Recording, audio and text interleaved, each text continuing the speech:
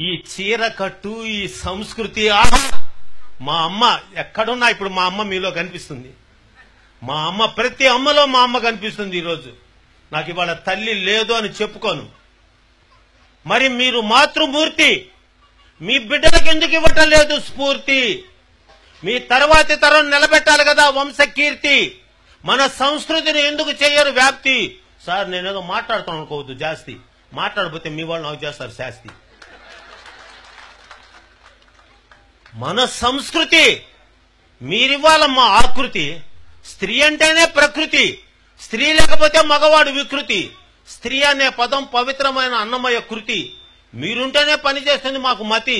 స్త్రీయే సమాజానికి గతి. స్త్రీ ఉంటేనే అంతా పురోగతి, స్త్రీ లేకపోతే అధోగతి. అందుకే తాళి కట్టంగానే మీరు అయ్యారు శ్రీమతి. మరి మీరేమిస్తున్నారు బహుమతి? ఈ అన్న మాటకి ఇవ్వాలి మీరు ఆనతి, దానికి చెయ్యాలి మీరు ప్రణతి. అది చెప్పడానికి చేస్తున్న వేదిక మీద వినతి. మీ చిరునవ్వే కదమ్మా ఈ జగతి, లేకపోతే మేమంతా అయిపోతాం ఆహుతి. మీ బిడ్డలకి భారత భాగవత రామాయణాలు చెప్తున్నారా? ఇప్పుడు వచ్చారు ఎవరో ముసలమ్మలు వచ్చారు, ఎంత ఆనందపడ్డాను. ఆ బిడ్డలకు నాయనమ్మ అమ్మమ్మ ఉన్నారే.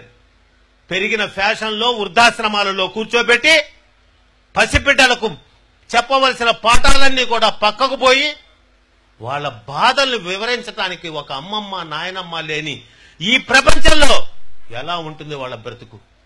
మీరా పిల్లవాడు పాపం 6 గంటలకు వేకప్, 7 గంటలకు మేకప్, 8 గంటలకు రిక్షావాడు పికప్, ఇంకా స్కూల్లో ఆయమ్మే చెకప్, అమ్మగారికి సీరియల్ మీద థింకప్, ఇంకా పిల్లలు ఏదమ్మా లింకప్. మీకు మనసు మమత లేదమ్మా, వాడికి ఆ మొగలు రేకులు గుచ్చుతారా? ఒకరికి 2 ఉన్నారే, మీరు నాతి చరామి అంటిరే. మరి మీరు నాగినిలాగా బుస్సని కాటేస్తే ఎట్లమ్మా? మీరు నేర్పించాలి. ఇందాక ఒక పిల్లోడు మా పక్కన కూర్చున్నాడు సార్, నిజంగా చిన్న పిల్లోడైనా వాడికి నమస్కారం చేయాలనుకున్నా. వాడు విశ్వనాథరామ పద్యాలు చెప్పాడు సార్. ఐ నెవర్ ఎక్స్పెక్టెడ్, నేను ఊహించలా. ఆ బిడ్డ 2 పద్యాలు చెప్తే పరవశించిపోయా. చేత వెన్న ముద్ద చెంగల్వ పూదండ బంగారు మొలతాడు పట్టుగట్టి ఏవే పద్యాలు. తమ తమ నెలవులు తప్పిన తమ మిత్రుల శత్రువులౌట తథ్యము సుమతి. తెప్పలకు చెరువు నిండిన కప్పలు 10,000 చేరు గదరా సుమతి. హేమంబు కూడబెట్టిన భూమీసల పాలు అవు భువిలో సుమతి. చీమలు పెట్టిన పుట్టలు పాములు కెరుకైనట్లు పామరునుందగాని ఎవరు చెప్తున్నారు? ఎక్కడ మాట్లాడుతున్నారు? భారత భాగవత రామాయణాల ఔపోసన అది హిందూ సాంప్రదాయ ఆరాధన. నేటి బిడ్డలకు లేదని ఆవేదన. మరి మీరు అందరూ అర్థం చేసుకోరే నా వేదన. పసిబిడ్డకు చేయాలి బోధన, దాని మీద చేయాలి సాధన. అప్పుడు తెలుస్తుంది తల్లిదండ్రుల యొక్క ఆస్వాదన. అది వాళ్ళకు సరి అయినటువంటి లాలన. అప్పుడు ఉంటుంది వాళ్ళ పాలన. ముసలోళ్ళం మేము ఉంటాం ఓ మూలన. మరి మీరెలా చేసుకున్నారు? మీరు ఆ భావుకత బిడ్డలకు నేర్పించాల్సిన బాధ్యత తల్లి మీ మీద ఆధారపడింది. తల్లే తొలి గురువు. బిడ్డకు ఆమె వెయ్యాలి దరువు. ఆ తల్లి సంస్కృతి వల్లనే బిడ్డ నిలబెడతారు పరువు. మరి బిడ్డ మీరు ఎందుకు అవుతున్నాడు బరువు? బిడ్డకు ఆ పద్యాలు ఎందుకు అవుతున్నాయి కరువు? ఆ బిడ్డలకు మీరు ఎందుకు వేయటం లేదు ఎరువు? అట్లా వేయకపోతే వాడి భవిష్యత్తు కన్నీటి చెరువు, పోతుంది వంశ పరువు. ఎందుకంటే మహిళా స్వరూపిణి. మగవాళ్ళ మాకేందమ్మా, ఒక్క శ్రీరామనవమి, ఒక్క వినాయక చవితి, ఒక్క కృష్ణాష్టమి.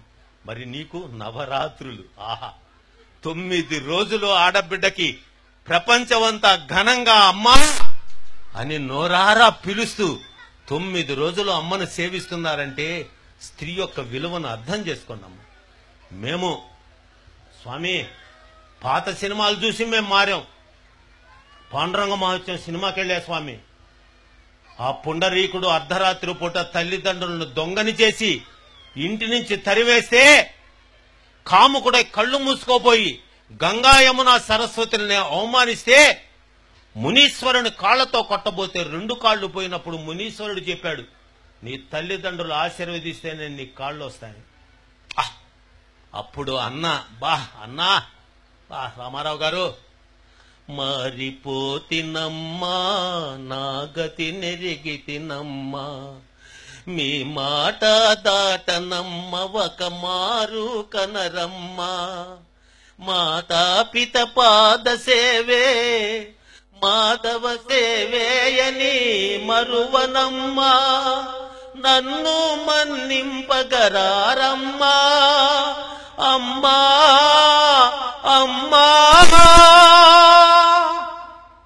7వ తరగతి చదువుతున్నా, థియేటర్లో పెద్దగా ఏడ్చేశాను. ఆ రోజే ప్రణామం చేసుకున్నా, నేను పెరిగి పెద్ద నా తల్లిదండ్రులకు సేవ చేసుకున్నా. అయితే నేను సేవ చేశానంటే అది సొంత డబ్బా అవుతుంది. నా